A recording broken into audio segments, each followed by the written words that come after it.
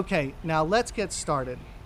I think it's very important to remember that we're talking about lessons that came from the greatest ball striker that ever lived. Very few people who saw him hit a golf ball dispute this. So we're not talking about this range pro or this famous golf coach or this or that. We're talking about Ben Hogan, okay? He left us 2 books, he left us some video lessons, and he left us some letters. He left us a lot, okay? So the very first thing I'm going to start with is his lesson from the Shell's Wide World of Wonderful Golf, or whatever the heck that thing is called, where he talks about using the lower body first. Well, the most important thing in a golf swing to me is the movement of the lower body from the top of the swing. And if you don't mind, I'll demonstrate. First off, you start down below with your knees and your hips.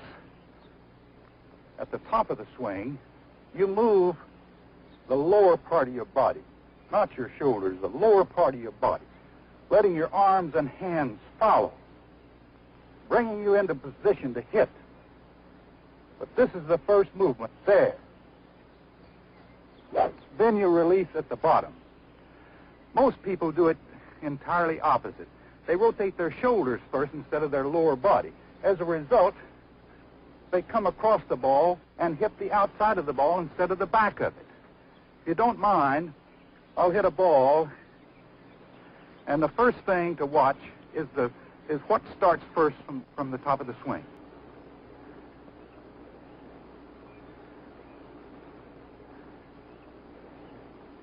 This is really crucial to get the correct sequencing in your downswing. He says that the lower body should turn before the upper body. Now, if your upper body's tense, it's gonna go right with it, okay? But we have to think about that first in our golf swing, that we're gonna have lower body action and that the lower body is gonna move first before the upper body. This is what lag really is. The second important concept that Hogan gave us was the idea of the single plane, where he drew the plane from the golf ball over the top of his shoulders and said you should stay underneath that plane of glass and not break it. To me, it's the arms and hands that need to stay under that plane. You can loop the club a little bit, but as long as the arms and hands stay under that plane, you're going to be able to come at the ball from the inside, which is crucial. Clutch your sides with your elbows and visualize your elbows being attached to your body and your arms instead of at your shoulders. Okay, if you do Hogan's elbow drill that he talked about on the Ed Sullivan show, this is going to guarantee that you do not come over the ball. The reason why people hit these wicked slices is because their arms get initiated from the top, disconnected, and they pull down over the top. If your elbow stays in here, you're gonna come back at the ball from the inside.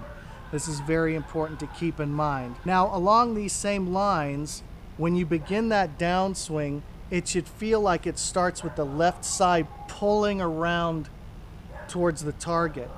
The right side should not feel that you're doing anything. This is another major problem, is that instinct to hit with the right side right from the top.